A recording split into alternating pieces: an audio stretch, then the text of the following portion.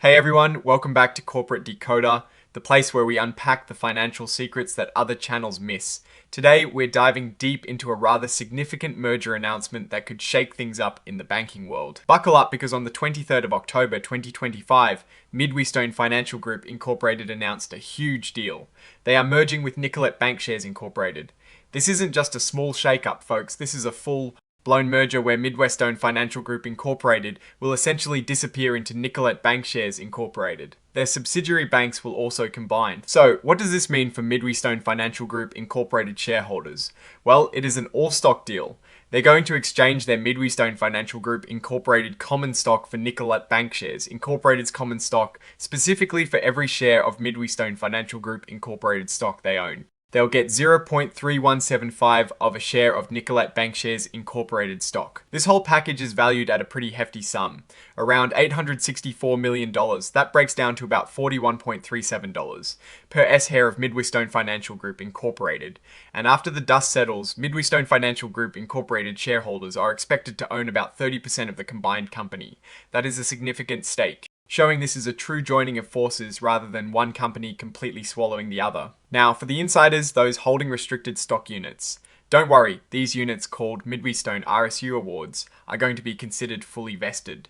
They'll be cancelled and then converted into Nicolet Bankshares Incorporated stock based on that same exchange ratio we just mentioned. It is a similar story for MidWestOne PSU awards, which are performance-based stock units. These too will be considered vested upon the merger.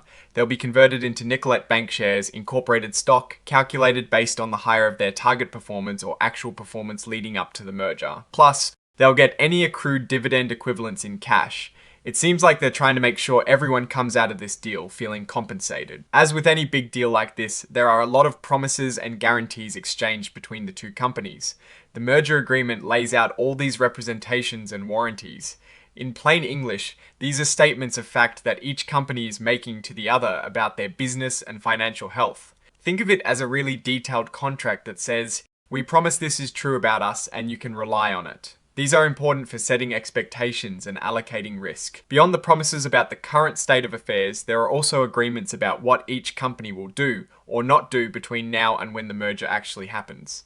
These are called covenants. For instance, they've agreed on how they'll manage their businesses during this transition period. A key detail here is about the combined company's board. After the merger, the board of directors for the new combined company will expand from 8 to 12 members. 8 of those will come from Nicolet Bankshares Incorporated's current board, and 4 will come from MidWestOne's Financial Group Incorporated's current board. This ensures representation from both sides. Now, this is a big one in merger talk. Both companies have agreed not to actively seek out or encourage any other acquisition offers. This is often called a no-shop clause. They are essentially committed to this deal and are not open to higher bids from other suitors, at least not without significant penalties. The exceptions are usually for when a superior offer comes in. But even then, there are strict procedures. Of course, no deal is done until it is done. There are certain conditions that need to be met before the merger can be finalized. These are really important. First, the shareholders of both MidWestOne's Financial Group Incorporated and Nicolet Bankshares Incorporated need to approve the deal. That is democracy in action for shareholders. Then, they need to get all the necessary approvals from regulatory bodies.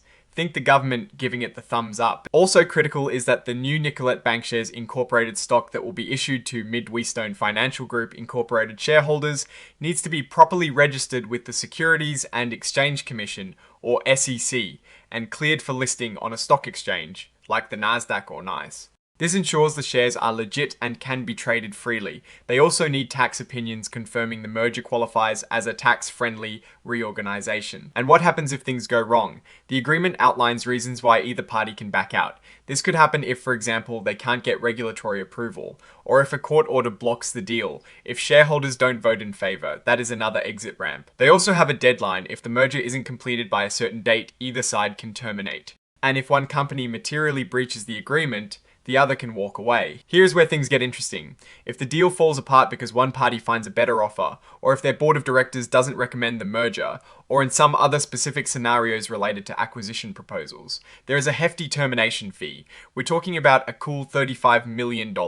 That is a significant amount and really underscores their commitment to seeing this merger through. Now let's talk about leadership and compensation. In connection with the merger approval, MidWestOne Financial Group Incorporated's board of directors approved a special one-time bonus of $2 million for Chip Reeves, the chief executive officer. This bonus is payable upon the completion of the merger.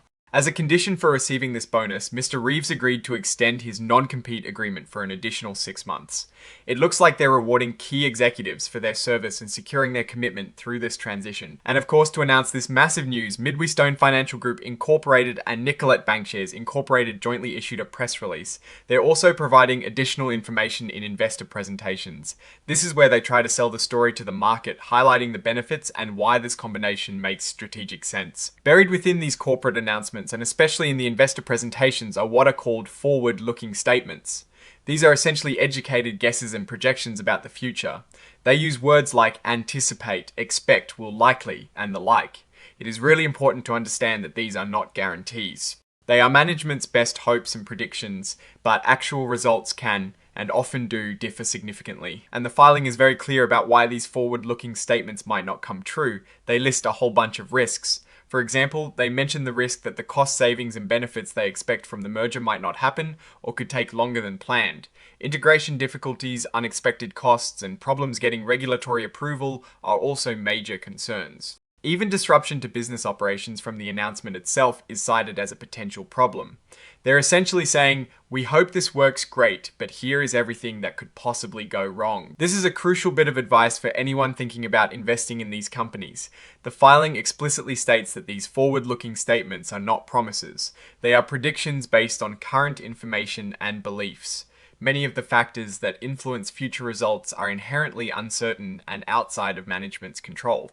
So, while the management might be optimistic, investors need to be cautious and do their own homework. Looking down the line, Nicolet Bankshares Incorporated plans to file a registration statement on Form S-4. With the CC, this document is essentially the official paperwork for the new shares that will be issued to MidWestOne Financial Group Incorporated shareholders. It will also contain a joint proxy statement which essentially explains the deal to both sets of shareholders, and a prospectus which provides comprehensive details about the securities being offered. And here is a direct plea from the companies to you, the investor. Before you make any decisions about voting your shares or investing, you are strongly urged to read these upcoming documents. They will contain vital information about Nicolet Bankshares Incorporated, MidWestOne Financial Group Incorporated, and the proposed merger. This isn't just boilerplate legal language. It is a genuine recommendation to get informed before you commit your money. This section is about who might be involved in encouraging shareholders to vote for or against the deal. It is a standard disclosure that lists the directors and executive officers of both companies. It tells you that these individuals, because of their positions and potential financial stakes, could be seen as participants in the process of soliciting proxy votes. It also directs you to their past filings with the CC for more details on their stock ownership. Now, looking at the bigger picture here, MidWestOne Financial Group Incorporated is merging into Nicolet Bankshares Incorporated. This means Nicolet Bankshares Incorporated becomes the dominant entity. The reason for this type of merger is almost always strategic. They likely see significant overlap in operations, customer bases, or geographic regions that can be consolidated for efficiency. They're aiming for cost savings from combining back office functions, its systems, and potentially redundant branches or personnel. The goal is a larger, more efficient, and more profitable company. However, there are always risks. Merging two companies, especially banks, is incredibly complex. The two cultures might clash, integration can be a nightmare, and regulatory hurdles are always present. The $35 million breakup fee is a hefty penalty, suggesting the companies are very serious about this combination. From investors' perspective, the key is whether the projected cost savings and revenue synergies will materialize and how long it will take to achieve them. The fact that the combined board is expanding to include members from both companies suggests an effort to maintain continuity and leverage the strengths of both former entities. The CEO of MidWestOne Financial Group Incorporated getting a hefty bonus and agreeing to an extended non-compete shows they're trying to retain key talent and ensure a smooth transition. The risks outlined in the filing are comprehensive, and it is crucial for investors to understand that these aren't just theoretical. Integration of financial institutions is notoriously difficult. The market reaction to this news will be telling, but the devil, as always, will be in the details of how this merger is executed, and whether the promised benefits are delivered without alienating customers or creating significant operational strife. The future success will hinge on effective integration and continued strong performance from the combined entity. Alright, that is our breakdown of this significant merger announcement. What is your take on this deal? Do you think it is a smart move for both companies, or are there too many risks involved? Drop your thoughts in the comments below. If this deep dive into corporate maneuvers was helpful, hit that like button. And don't forget to subscribe for more breakdowns like this, and if you want to join a community of like-minded folks dissecting the financial world, check out our Discord channel linked in the description. Thanks for watching, and we'll see you in the next one.